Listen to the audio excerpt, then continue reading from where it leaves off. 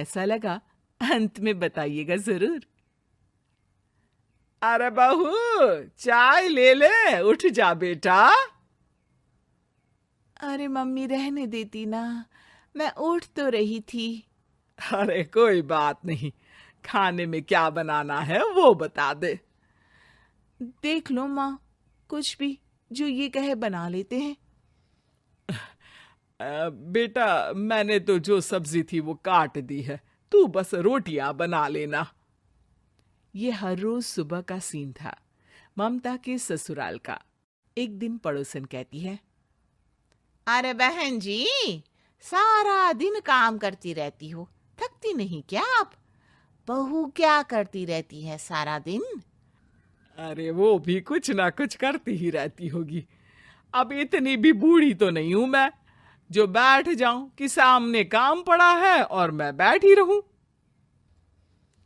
अरे लेकिन बहू की तो आदत खराब हो जाएगी जब सारा काम आप ही कर दोगी। अरे ठीक है ना, कम उम्र में हमारी भी शादी हुई थी। अब आजकल के पढ़ने लिखने वाले बच्चों को सारी जिम्मेदारी लेने में भी तो वक्त लगता है। बहू है तो क्या हुआ, मेरी बेटी की उम्र की ही है ना। एक उसे भी देख लो, चाय बनाने के सिवा आता ही क्या है। ममता से सारी बात करती है। हाँ, मम्मी जी ही ज्यादा काम करती हैं, इसमें कोई दो राय नहीं है। लेकिन मैं भी क्या करूं, ऑफिस और घर के बीच जो वक्त मिलता है उसी में काम कर लेते हैं, है ना।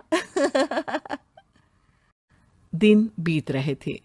सास बहू के बीच की बॉन्डिंग अच्छी थी, लेकिन जब बहू माँ बनती है तो जो थोड़ा बहुत काम किया करती थी वो भी छोड़ देती है। बहू, ये ले, तेरे लिए बनाया है। इसको खाने से बच्चा और तू दोनों स्वस्थ रहेंगे। ठीक है माँ जी।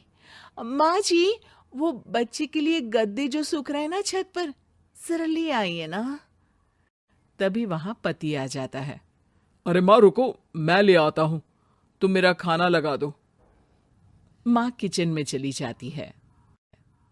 पता है, बगल वाली डॉली है ना, वो लोग हमारी साइड के हैं। उसकी सास ने तो उसकी हड्डियों को मजबूत करने वाले लड्डू बनाए हैं। उसे भी बच्चा हुआ है ना। पता नहीं मम्मी जी क्या पानी सा उबाल कर दे देती है, मैं तो बस वही खा लेती हूँ। अरे तो तुम्हारे साइड बनता है तो तुम अपनी माँ से बोल दो, वो बना देंगी। आहा, माँ की तबीयत ठीक नहीं रहती, तुम जानती हो ना, कैसे बनाएंगी वो। अरे क्या हो गया सासू माँ को? कल तक तो फेसबुक में किटी की फोटो डाल रही थी। अच्छा अच्छा, चुप रहिए। डॉली की सास ने मनाया है, तुम लोगों का भी तो फर्ज बनता है। तभी वहां सास आ जाती है। ये ले बहू, गर्म पानी की बोतल।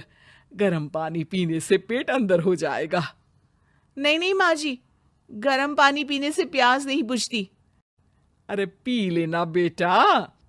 वो बगल वाली डॉली को तो जानती है ना, जो तुम लोगों के साइड की है। तेरे साथ ही उसका भी बच्चा हुआ था। बेचारे का कोई ख्याल रखने वाला नहीं।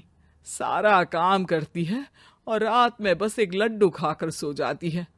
पेट तो लटक ही गया है और बच्चा तो कितना कमजोर सा है उसका। अच्छा माँ, क्या बात है, डॉली की ये हाल है? क्यों मैडम, क्या कहना है आपका? अब पता है मुझे, किसी के पास मेरी सास की तरह सास थोड़ी ना है। नहीं नहीं बेटा, ऐसा नहीं है। मेरे लिए तो तुम सभी मेरे बच्चे जैसे ही हो। ममता को समझ में नहीं आता कि वो सास में कैसे कोई बुराई निकाले, क्योंकि हर कोई उससे उसकी सास की तारीफ ही किया करता था। एक रोज ममता के घर उसकी ननद आती है। अरे भाभी, मुन्नी को तो 6 महीने हो गए, आप अभी भी बेड पर हो। आ गई आप? कैसी हैं बुआ? बच्चा होने के 6 महीने बाद आई हैं आप? भाभी, अमेरिका दूर है ना, तो वक्त लग जाता है। अब इनकी छुट्टी अभी थी तो सभी आ गए। वैसे माँ कहाँ है? थकी हारी सास बेटी को देखकर खुश हो जाती है। माँ, इस बार तेरा वीजा तैयार है, मेरे साथ चलने को तैयार रहना। हाँ हाँ बेटा, मैं तैयार हूँ। अरे ऐसे कैसे माँ? मैं कैसे मैनेज करूंगी? कैसे मतलब? जैसे मैंने किया अमेरिका में, आप इंडिया में कर लेना। वैसे आपका तो मायका भी पास ही में है ना। हाँ वो तो है, लेकिन वहाँ माँ के पास वक्त नहीं होता। ईश्वर भक्ति में उनका सारा समय चला जाता है। भाभी, बेटी परेशान हो तो माँ का ध्यान आरती में कैसे लग सकता है? समझ में ही नहीं आता। वैसे भी अब माँ को मैं अपने साथ ले जा रही हूँ। माँ को विदेश घूमने का शौक है ना। ममता मन मारकर चुप हो जाती है, लेकिन मन ही मन सोचती है कि वो कैसे सारा काम मैनेज करेगी। पति का खाना, नाश्ता, मुन्ने को नहलाना धुलाना, फिर रात भर इसके लिए दूध तैयार करना।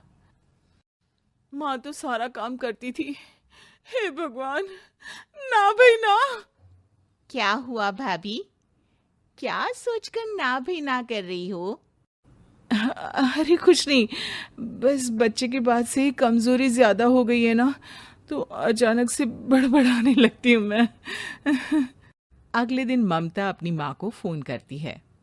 राधे राधे। माँ मैं क्या करूं? मेरी सास तो अमेरिका जा रही है बेटी के पास। अब घर का सारा काम, बच्चा, सब कैसे मैनेज करूंगी? तू आ जाना माँ कुछ महीनों के लिए मेरे पास। अरे ना ना ममता, मेरे बस की बात नहीं है काम धाम। अरे तू तो जानती है ना, मैंने तो तेरे भाई की शादी भी गरीब गांव की लड़की से इसीलिए ही की थी कि वो चुपचाप घर का सारा काम करे। वैसे भी अब तो आदत भी नहीं रही मेरी काम करने की। ममता को माँ पर बहुत गुस्सा आता है। ठीक है माँ, देख लूंगी मैं, लेकिन मेरी मुसीबत के वक्त आप मेरा साथ नहीं दे रही है। अब भूल जाना मुझे। ममता गुस्से में आकर फोन रख देती है और रोने लगती है, लेकिन बेचारी करे भी तो क्या। अब सास और ननद दोनों घर का काम करते, नेहा आराम करती, लेकिन अब आराम में भी उसे चिंता रहती। और फिर वो दिन भी आ जाता है जब ननद का जाने का वक्त आ जाता है। भाभी मैं जा रही हूँ, अपना और मुन्ने का ख्याल रखना। ममता सास को देखती है और गले लगकर रोने लगती है। माँ जल्दी आ जाना। सास मुस्कुराकर कहती है, कहाँ से ममता? मैं कहीं नहीं जा रही। मैंने देखा कि मेरे जाने की बात से ही तू परेशान हो गई थी, इसीलिए मैंने अपना जाना कैंसिल कर दिया है। तू चिंता ना कर, मैं तेरे साथ ही रहूंगी। ममता को अपनी माँ की बात याद आती है कि कैसे उसके कहने पर भी ममता की परेशानी को समझने की बजाय उसने मना कर दिया, जबकि सास ने बिना कुछ कहे बहू की समस्या पढ़ ली। हाँ माँ, हम सब साथ चलेंगे बाद में दीदी के घर अमेरिका। आज से आप रानी बनकर रहना और मुन्ने को देखना। मैं समझ चुकी हूँ कि मेरा फर्ज क्या है।